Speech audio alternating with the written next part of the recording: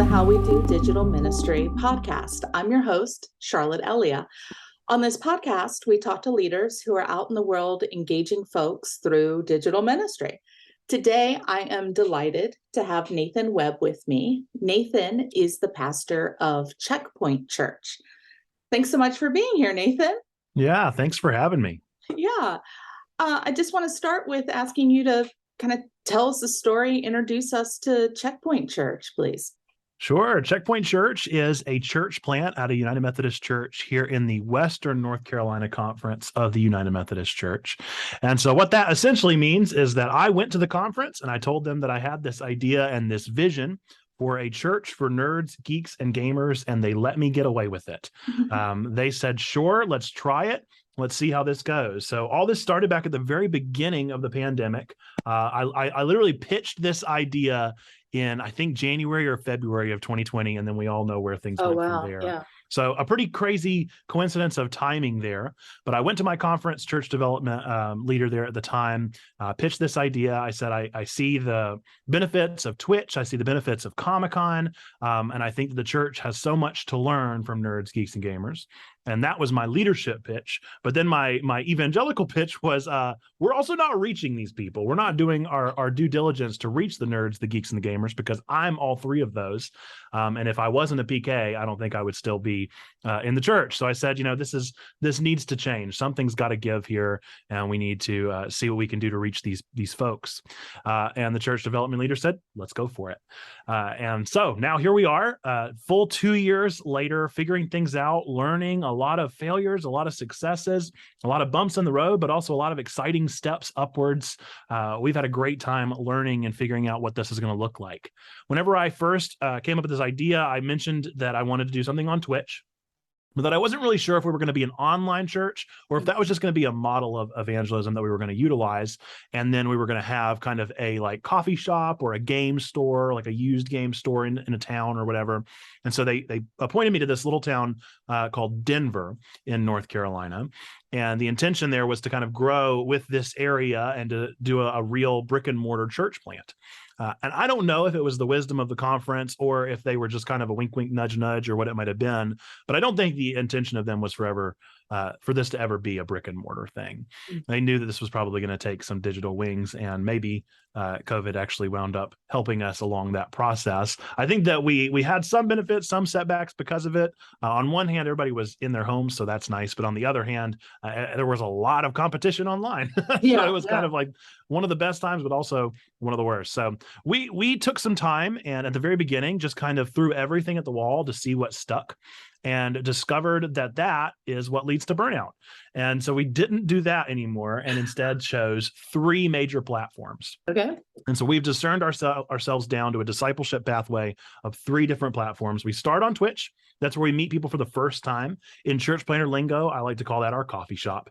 That's where we get to know people. We sit down with them. We don't necessarily talk real heavily about our faith or about God. We're not opposed to those questions. We're still unabashedly Checkpoint Church. So people know that I'm a pastor and that this is a church, but we're not there to have heavy conversations if people don't invite them. And then we bring people to our Discord. Discord is a community building platform, very similar to Slack, Facebook groups, that kind of thing. And it didn't take long in the Twitch space for me to learn we needed a Discord. I was not really familiar with Discord and the servers within it at the time of launching this church. But after meeting people, they were like, you got to get a Discord. You're going to need a Discord server. So we started working on that and forming that, and I discovered the beauty of Discord. And now I am Discord's biggest evangelist. I'm going to tell everybody, every church out there needs to be on Discord. So I'll preach that gospel as much as you want to hear it. And that's become our church building. And then we also have started doing sermons because I realized that people did need some kind of spiritual grounding. They wanted deeper discipleship questions. And so we started putting together these nerdy sermons over on our YouTube channel that are basically tackling whatever is currently in the nerdy zeitgeist. Okay. So, Rings of Power, the latest Lord of the Rings thing that has come out, I'm sure I'll be doing a sermon about that. Whatever is currently trending and that nerds are talking about, I want to make sure I have the opportunity to let that wrestle with the gospel a little bit and see what we can learn from it. And so that's been our pathway for the longest time. Is we meet you on Twitch, we welcome you into our community, our church building on Discord. We help you grow alongside us over on YouTube. And then we also have level 2, which is just basically our first form of membership where people are able to say, hey, I don't want to just be served by this community. I don't want to just be fed content, but I want to provide. I want to be a part of this community. I want to help make decisions, provide content if that's, if user generated content is what they want, whatever it may look like. They just want to be involved. They want to serve instead of being served by, which is so tempting on the internet. And so that's where we're at. That's where we've kind of discerned and discovered our path forward. We've got a lot of different branches and things that we're working on as far as like specialization within our level 2 members. We have some people, like I said, that maybe want to contribute some user-generated stuff. We have some people that want to serve as guardians, which are essentially moderators in our space. We wrote actually a safe sanctuary policy that we adapted and turned into a kind of digital safe sanctuary. We call it our Safe Point policy. So our guardians work through our Safe Point policy regularly and help keep the community safe. We have people that have talked about wanting to stream on our channel, to be a part of our streaming community, to play games for our community, whatever it looks like. So there's just a lot of possibility, but we're just now entering into our third year this past August. We launched August 1st of 2020, and we're figuring out, trucking ahead and learning what the future has for us. But yeah, that's the gist. That's exciting. So give us an idea of what a typical week looks like for you in your ministry. Yeah, it's busy. So I'm fortunately, I have the schedule darn near memorized because we are so consistent with what we do. So on our streaming channel, we are streaming almost every single day of the week. We're streaming Monday through Thursday and then every other Friday. And the kind of stuff that we stream on Twitch varies. Originally, we were streaming about 4 hours a week, 2 hours, 2 days a week. And it didn't take long for me to discover that was not enough for people. I had come from a traditional church model where it was like, man, Sunday morning, 1 hour, you better limit it to that hour, because if you go past that mark, people are hungry, right? Right. And so I wasn't used to this idea of, they actually want to be in this community for longer than that. So now we're streaming 3 hours on Mondays where we play Pokemon together at 1 o'clock in the afternoon Eastern time.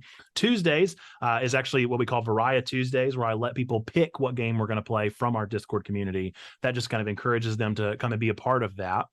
We play for 3 hours that day. Wednesday mornings, we do a sermon talkback. So our sermons are posted on Sunday asynchronously, and we found that people were wanting a more synchronous conversation. So we post them still on Sundays, but then we talk about them for an hour on our Twitch stream on Wednesdays. And then every other Wednesday, we have a game together night where we get together for 3 hours that night and we play some kind of game that requires multiplayer or co-op, where we'll just be able to play in community with each other. Thursday mornings is just our Wake with Nate. So I drink coffee and play whatever I want to, and just allows for a little bit of time just to get to know, a little laid back, a little low key. And then every other Friday we do a podcast. So we alternate between 2 different monthly podcasts. We have the Nerds of Prey, where I sit down with nerdy ministers.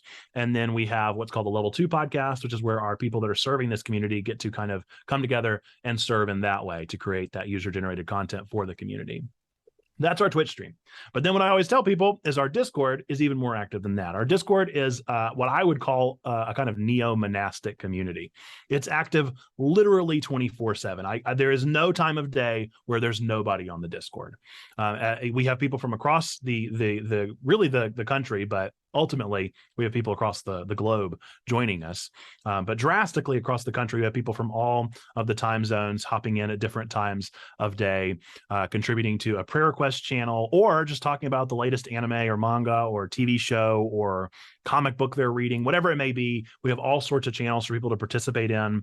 We have our guardians can host rooms so people can play games together if they want to. We have a group of people called Ludo Good, which is our game development arm. That's where people are literally making games together. So we have all sorts of options within the Discord, but that is pretty much constantly going. It really never calms down or slows down. I'm there work hours for the most part, but sometimes even I'm like having a little bit of FOMO and I'm like, all right, I'm going to hop on. It's a Saturday, but I kind of miss my friends. Like I want to be a part of the community here. So it's baffling to me how that has turned into something that is nonstop. And then our YouTube channel, I try and post every single day, but that is sometimes manageable, sometimes not. We always post, no matter what, our newsletter on Wednesdays and our sermon on Sundays. So sometimes you get content in between the segments there, but you're at least getting 2 videos on that channel. And then our VODs are posted to a VOD YouTube channel when they come out as well, the day after. So we're busy.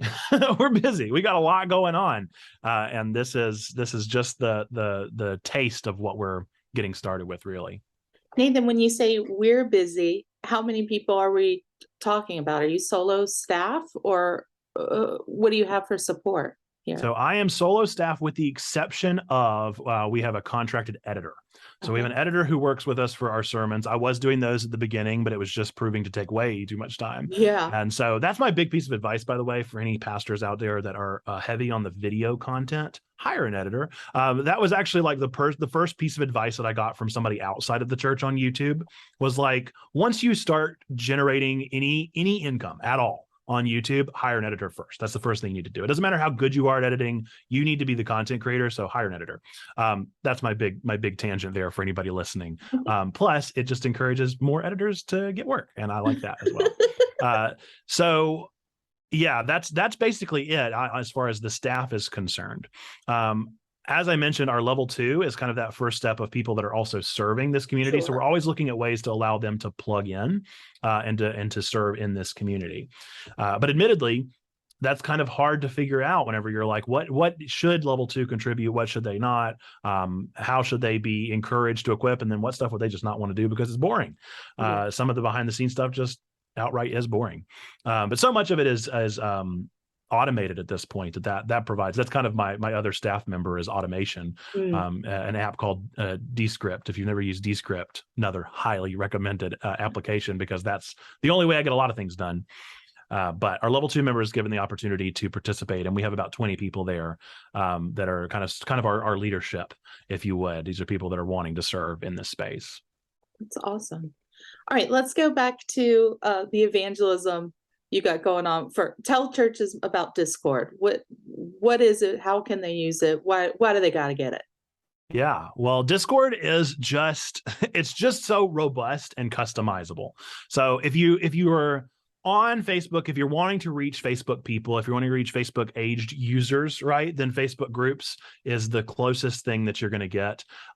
If you're on Slack, that's kind of the Gen X model of this work environment, but the nerds are all on Discord. So it really just made more sense than anything for me to be on Discord, just for the actual like demographic I was wanting to reach. But as I've like delved into the platform, the more I've discovered that I just think that it's the best out there. The ability to integrate bots into your Discord server is huge. Like I mentioned, the automated thing. So like we have a bot right now in our server that allows for us to just schedule meetings called Sesh.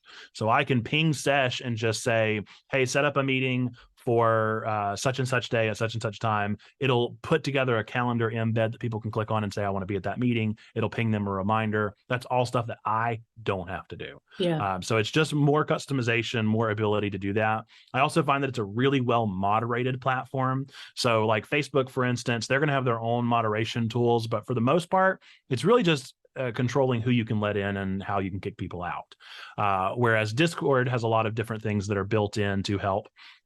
Maybe people just need a timeout. Maybe there are people that are going a little too fast. Maybe there are people that are typing, you have those ranty typers who will type like one line at a time over and over again. You can implement a slow mode on Discord that'll just slow that down a little bit just to allow people some time to think. So there's so many more features in that and so much more customization that you can just tell that this was crafted by people that actually care about the like technological aspects of it. So if you're willing to take the time and learn the back end, I just think Discord is the most bang for your buck, which granted it is free, but the most bang for whatever, the time that you're putting into it. It's going to work out the best for you if you're willing to invest in the space. And so I actually have a couple of classes through Communications, United Methodist Communications out there, where I've taught like a Discord 101 of just how to build your Discord server. But you really don't need my help as much as I would love for you to watch those classes just to support UMCOM. It really isn't that difficult. It just takes a lot of getting used to and first time figuring it out. But then you have this capability to just do so much more with it. So we have a whole section of our Discord that's just called Let's Get Spiritual. And we have a prayer request page where that's pretty much used every single day. And it just allows people to express things they need to put out prayer requests that they need to. And then people have the opportunity to react. So whereas, you have 6 reactions on Facebook, you have your like, your love, your laugh, your angry, whatever all the ones are. On Discord, you can do whatever reaction you want. And so we have prayer hands, we have a little purple heart, we have these two little guys that are hugging each other, just to let people know that they're loved, to let people know that they're being encouraged and being prayed for. That's an instance of like, it's just so much more user friendly and user capable for people that are willing to put the time and effort into it. Thank you for that. When we think about this unique kind of community that that already existed and that you're intersecting with a church community, right? Right. Are you finding that they're bringing particular questions to the faith as marks of their geeks, gamers, nerds? Yeah, that's a great question. I think more than particular questions, I think they're just excited at the relatability between the things that they understand. That was one of the first things that I had to address whenever I got started with this, was like, I need to be upfront with who I am as a nerd. I'm not a Trekkie. I'm not going to be able to talk Star Trek. Like, that's just not going to be my muscle to flex. And so if I'm on a stream and I try to pretend to be a Trekkie, they're going to sniff me out in a half a second. But I am able to bring my genuine self forward and to talk about the fact that I love anime, and that provides somebody else that loves anime that maybe hasn't been able to hear it from a Christian perspective, a new light. And so what it's allowing is these things that are already in our circles, these things that we already care about, just to be discussed with a person who's bringing a positive, do good, do no harm kind of perspective to them. And so I think that's what we really offer. We are answering any questions that people want to ask, of course, but for the most part, those questions are the same ones you hear outside of the nerd sphere. I mean, everybody wants to know, what's the deal with evil? What's the deal with sin? What's the deal with death? All those questions. Those are the common things that come up again and again. But what really sets it apart is these nerdy sermons that we put out, allowing people to see things that they haven't been able to understand from a Christian perspective, Can you give us an example of that? Sure. So I'm trying to think of, there's the most recent one is one of our more problematic ones because it caused a little bit of backlash. Okay. But we played a game called Cult of the Lamb, and it's the latest game on PC, and I think it's even on Switch as well. But the whole gist of the game is you're literally playing as a resurrected lamb that was resurrected by a demon to raise a cult of followers in order to kill other demons. Oh, it's a dark topic, right? Dark topic. Dark themes. We don't like to talk about cults in the church. That seems like a bit of a no-no, a bit of a questionable thing. But the point of the game that I brought up through our nerdy sermon was that you actually have the choice in the game, because it's a game. Unlike a book where you can't make choices, unlike a movie where you can't make choices, you get to make the choice in the game to do the good thing or the bad thing as the cult leader. And so I related it to the Pharisees, actually, and talked about, you can either be a wolf in sheep's clothing, or you can actually try to be Christ-like. You can try to live like the lamb. And so we made the argument of these two distinctions of the game lets you choose to be this evil, diabolical figure, or you can be good. You can do the most good that you possibly can in this game. You can pursue a way to do no harm in this space.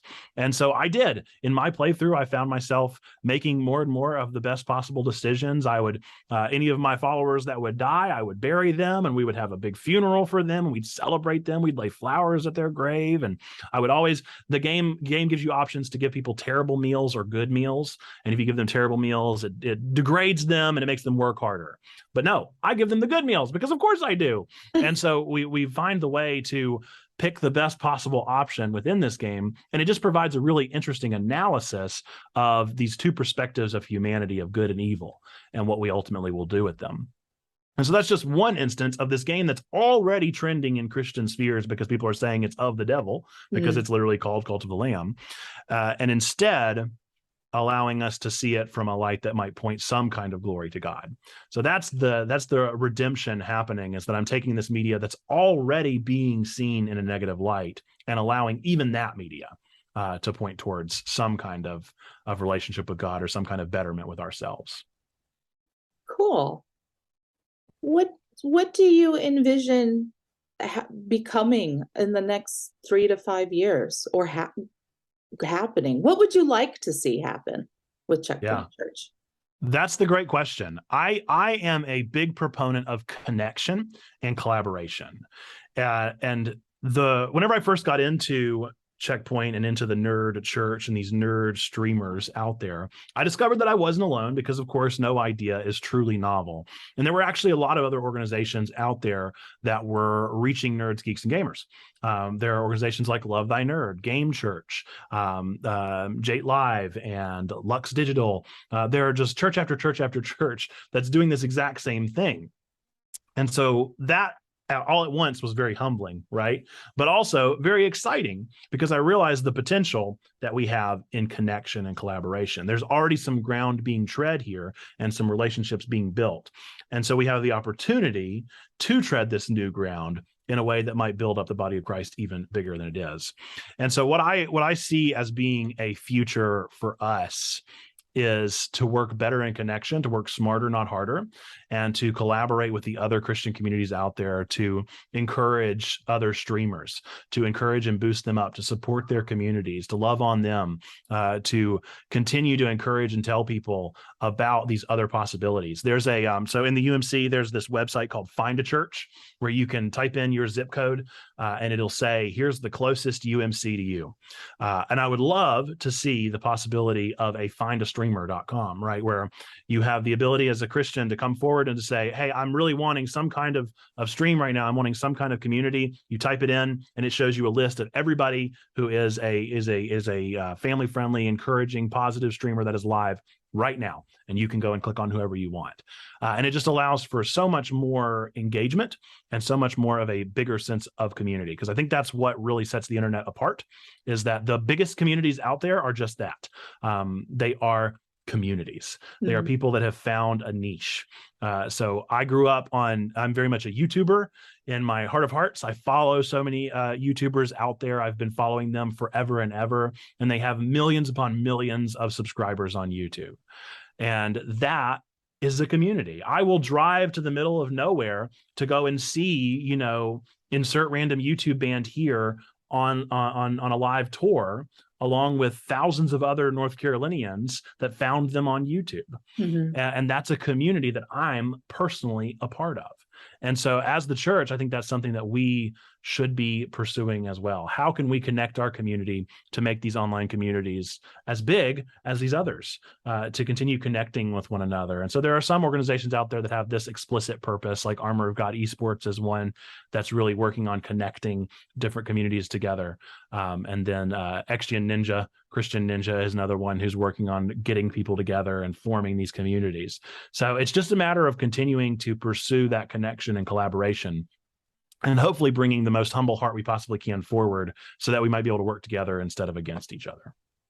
Are you finding that your participants have access to a local community, church community that they're participating in too? Or are you their primary community of faith? Yeah, we have a couple different demographics that we reach, and it kind of takes different shapes randomly throughout. We reach our target demographic, right? We reach a lot of people that were in the church and then left the church when they went off to college. So that's our goal, right? Is to reach people that are nerds, went off to college, never moved back home, and didn't end up going back to their parents' church that they grew up in, right? That's my goal, is the nuns and duns, the people that left. We're reaching them, to say the least. And so that group hasn't really found a local community. We are their community. We're serving as their community. More often than not, I'll tell you that this is interesting, since I just mentioned the collaboration thing, they're also a part of other Christian communities on Twitch or on Discord. That's what I'm finding, is that the overlap isn't so much with the physical church, the traditional church, but instead it is that there's this overlap of digital communities that they're finding some kind of formation from. So that's our first group. Our second group that I've been surprised about is we are reaching youth. Just naturally, I think the tendency of video games and things like this appeal to youth. But there are a lot of youth out there that were like me, that were like, really, do we have to play horse again? I want to play Super Smash Brothers. Please don't make me touch another basketball so long as I live. And so they're able to actually have a place where they're able to geek out and nerd out with people that are their own age in our community, where they're not getting that from their current youth group. And then the third group that has surprised me the most is we're reaching so many pastors. we are reaching so many clergy, these nerdy clergy that aren't able to geek out in their own communities and in their own churches that they're serving. And so that is where that's what made this answer, or this question that you asked made me think of, is we are reaching people that are part of other churches. We're reaching people that are serving churches. We're reaching people that are wanting this sense of community that they're not able to get even in their own space that they're called to.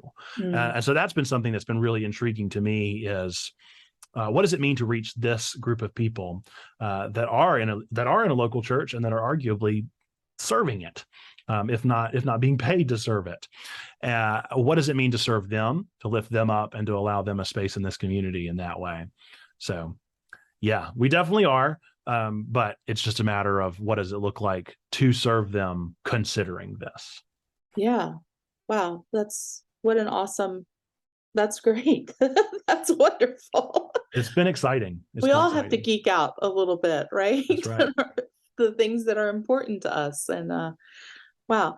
How do you manage your time?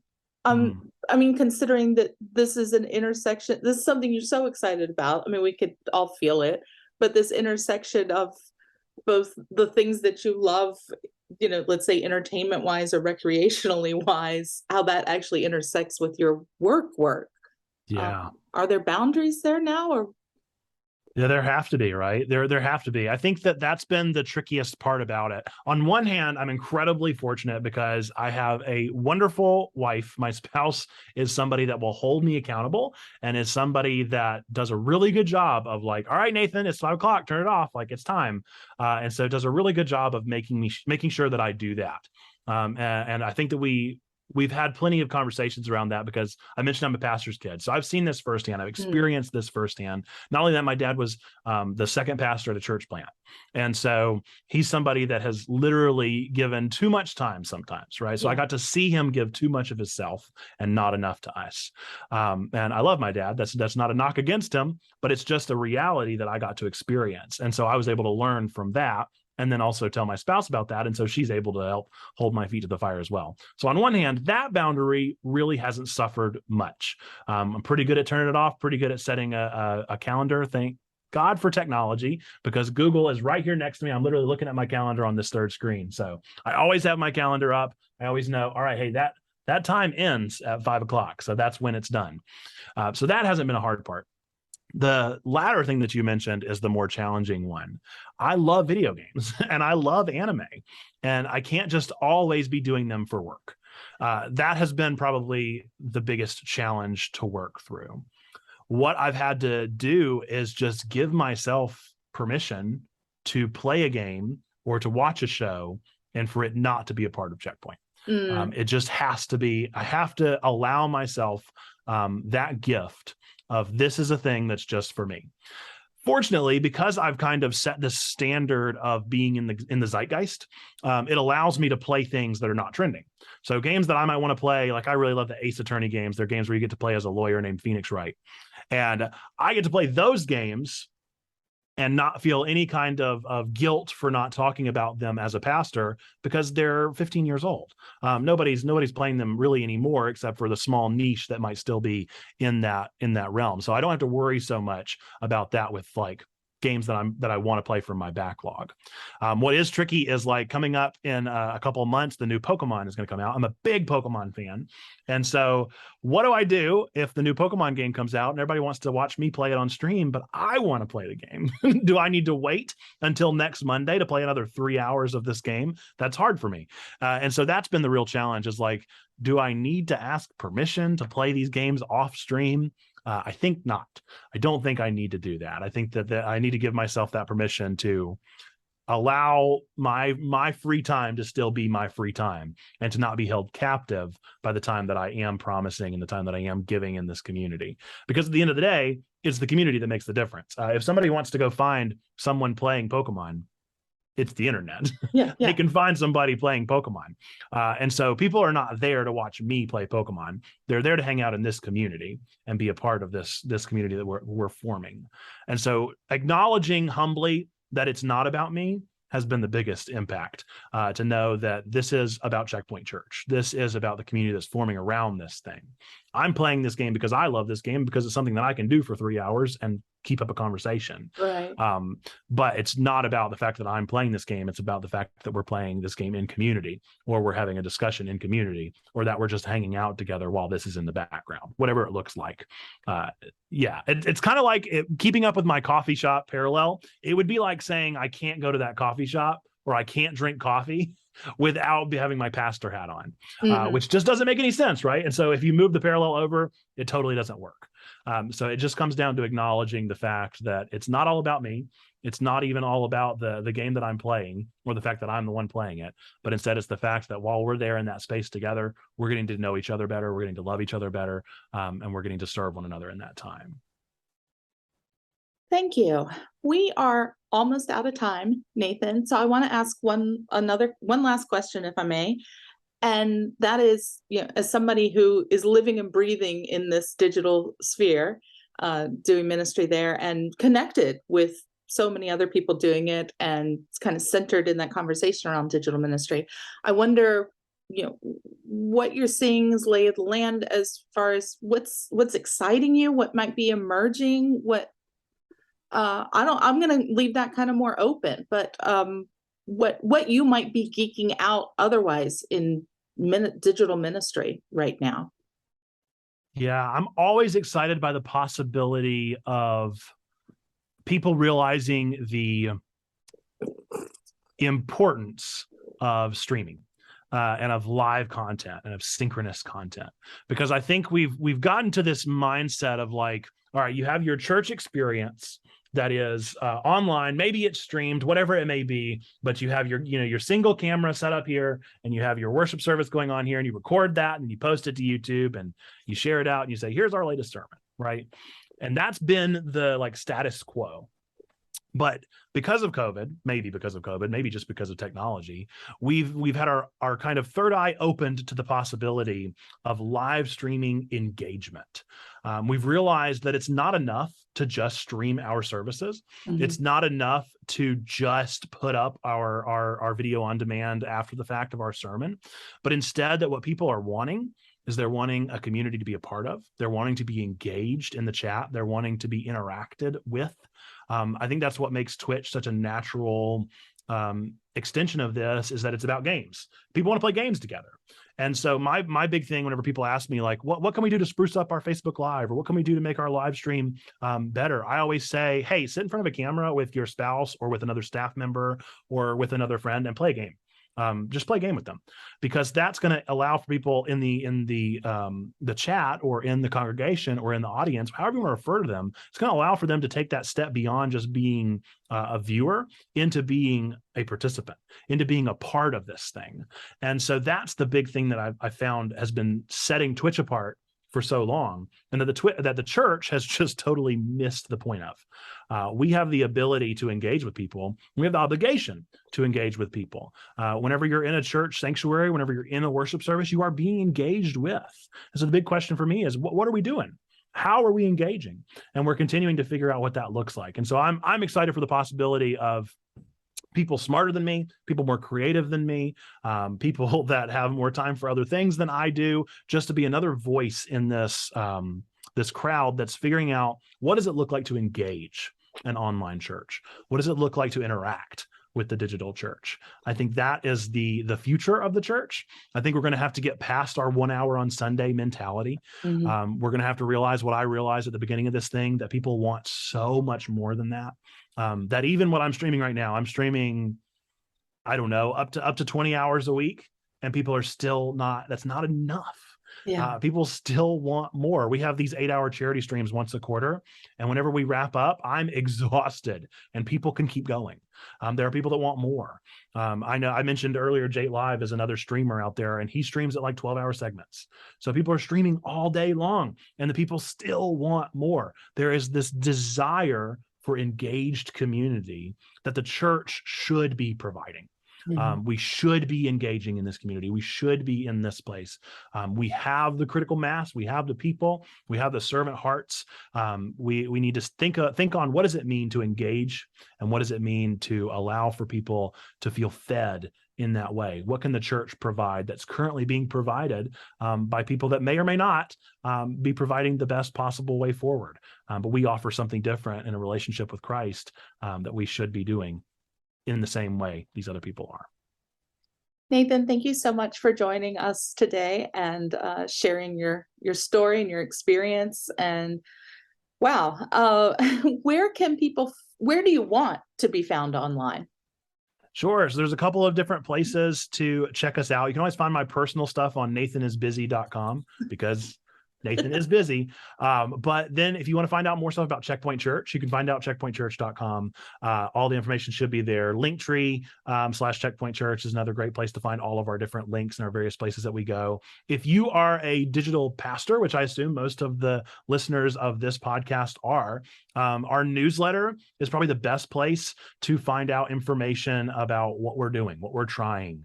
I try to kind of treat that as both a place for our community to learn more about what we're doing, but also for digital ministers to learn about the process as I go through it. And if I ever pick back up the blog, nathanisbusy.com does have a digital ministry section where I just talk about the things that I'm learning and that I'm discovering as we work through this thing. And then I'll also promo Digital Ministry Hive Mind on Facebook. It's not mine, but it almost feels like mine because I post in it so often.